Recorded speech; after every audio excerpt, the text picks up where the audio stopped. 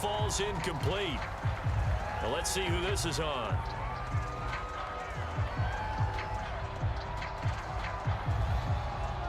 They lose the yardage, and, of course, they also lose the down on the grounding call, and it's quickly 2nd and long.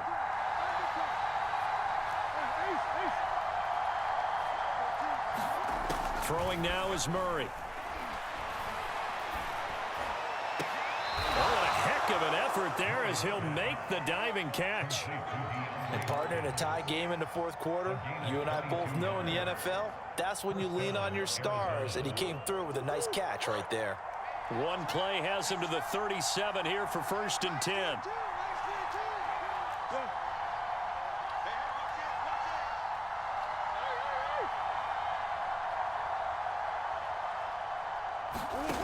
Shotgun now for Murray.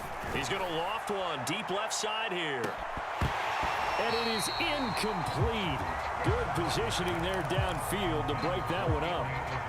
Finally, a good play there defensively on the deep ball. The secondary has had its struggles this entire game. Offensively, they've had their way with them.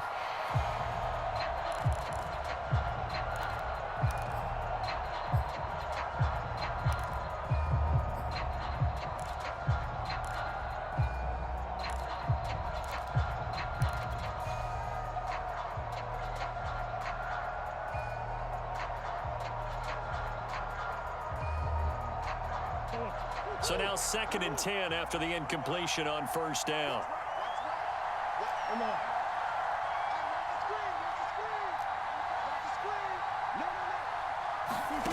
Here's Murray. Forced out to his left. Murray has the 1st down and more. And Murray with a smart move there at the end of the play. Picks up the 1st down and then slides to the ground. So a 1st and 10 upcoming from Browns territory now at the 48-yard line.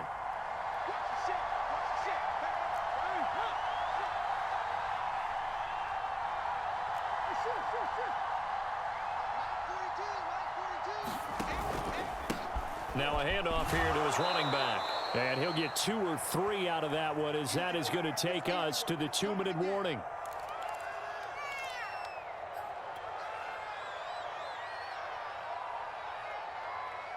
So the Cardinals, they've got the football here as we get you reset. They've got a 2nd down now as they search for a score to break this tie. And that'll fall incomplete. He was hit just as he let that go. And now it's 3rd down. So he's unable to complete it there, and just not the game that you would expect from him. He's been off the mark really start to finish. It makes you wonder what exactly is going on. Is he a little bit dinged up here, or is it just off just by a bit? Maybe he can get it back in this situation. He'll need to.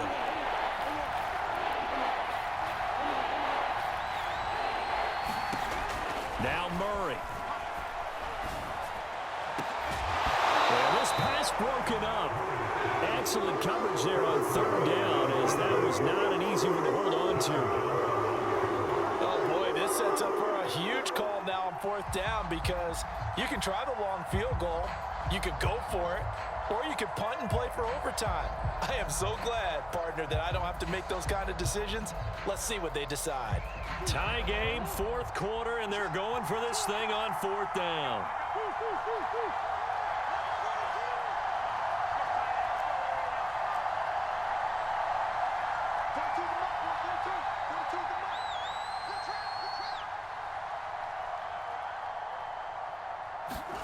They're going for it. It's Murray. Escaping the pressure right. He's going to have his running back. It's complete. And he gets this inside the 35-yard line. Well, they did the part they had to do. Quick throw, got the 1st down. But that doesn't allow them to relax. They still have plenty of work to do.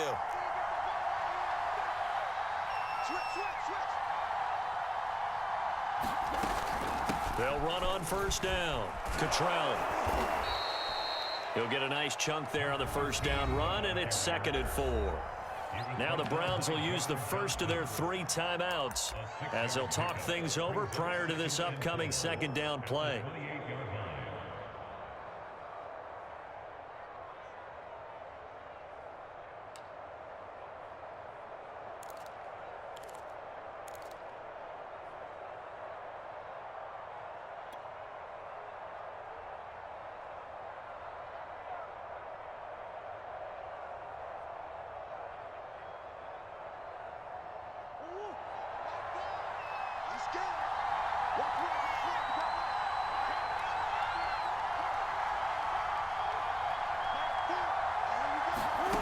To throw is Murray. And that is knocked away in the middle of the field and incomplete. This pass rush, they've been excellent all game long, and another example of it right there in the closing moment. Not only with the pass rush, but how well they're coached, because if you don't quite get there, get to the quarterback, get your hands up into the passing lane and knock it away, as we just saw there. Now the Browns signal for the second of their timeouts as it comes with 1:04 left to go in the game.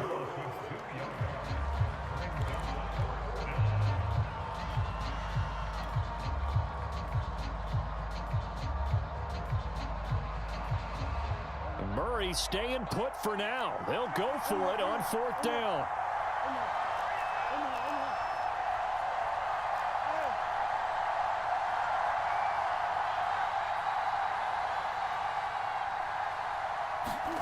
Murray sets to throw on 4th. Flush to his right. And it's incomplete. They cannot convert, and they turn it over. The Cardinals unable to convert there on 4th down. And this Browns defense stands tall.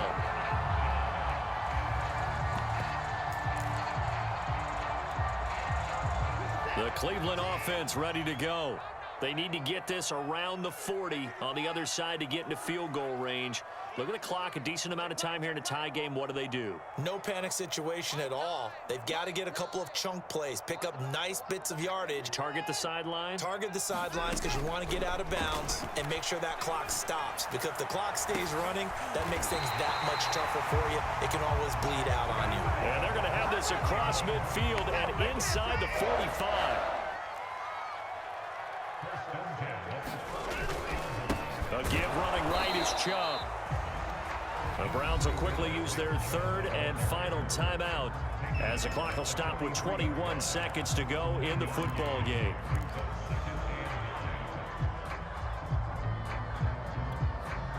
The run only got a yard. Here's 2nd and 9.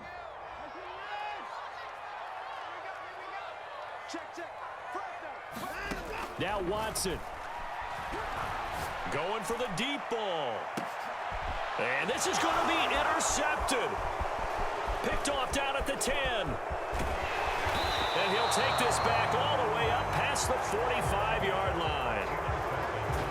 Well, we say it often, Charles, but not all interceptions are created equally, and that is a big one here in a tie ball game in the 4th quarter.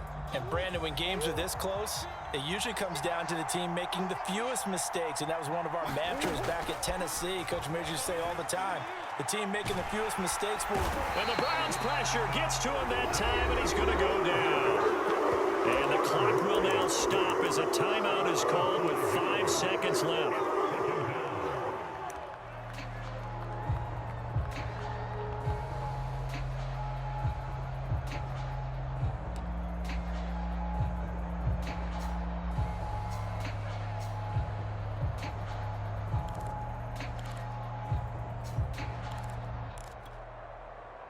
Got to assume this defense will be charging again here. It's 2nd and 15.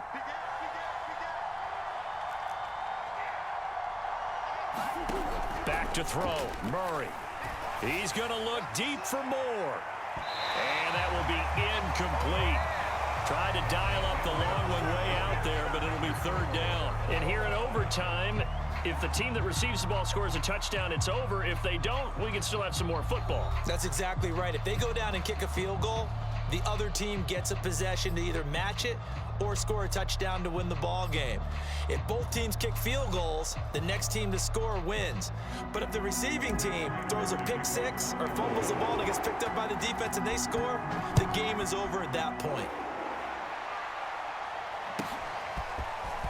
Here's Jakeem Grant from his end zone. And he'll be stopped right around where he would have been had he gone down to a knee, maybe a yard shy of there at the 24.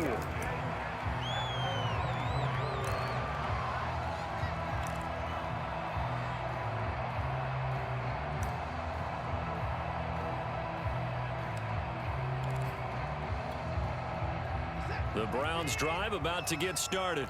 They control their own destiny here. They have the football in overtime. Obviously, a touchdown would win it. And I think teams around the league are still adjusting to the idea of going downfield, scoring a touchdown wins the game, because they were used to just going downfield and trying to get in field goal range to win a game. Still having to make that transition. Let's face it now, the ones who are doing it best know they need to go down, attack, put the ball in the end zone, and not leave it up to a field goal and give the other team a chance. Yeah, as we said, they control their own destiny now. Well, that's all about doing the dirty work right there defensively. Second and short yardage, that's all about plugging those gaps, not giving a running back a crease to run through, and has a nice job to hold him just a couple and force a third down. Hoping to keep this OT drive alive. Now they face a 3rd and 2. First throw in OT for Watson. Oh, and it's intercepted. Picked off by Marco Wilson. And the Cardinals are going to have it with a chance to win the game here in overtime.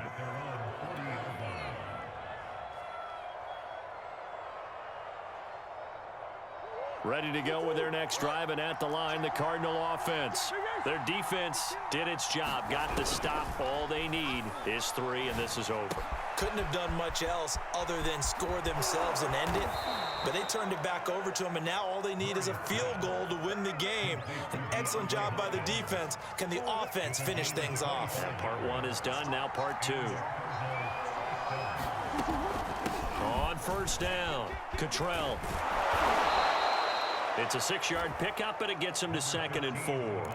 And there we saw one of the downsides of blitzing during a rundown, because sometimes you get out of your gaps. You don't fit the run quite as well because you're headed towards the ball carrier with abandon. 2nd and 4.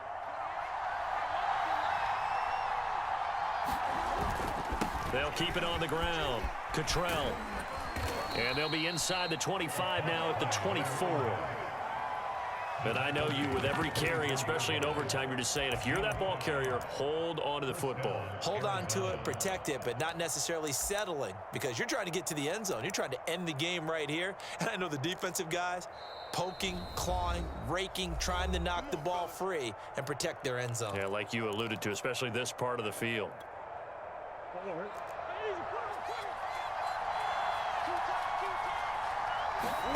They fake the handoff. Now Murray eluding the pressure right. And he is out of bounds. Looks like right at the 15. He'll wind up getting 9 after tucking it and running, so it'll leave him with 2nd and a yard.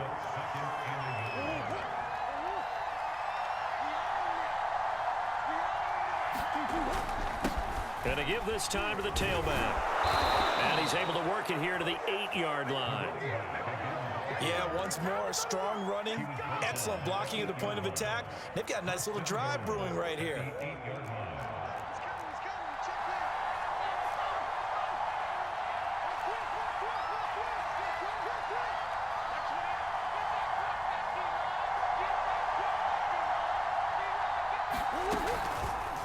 And they'll try the option on 1st and goal.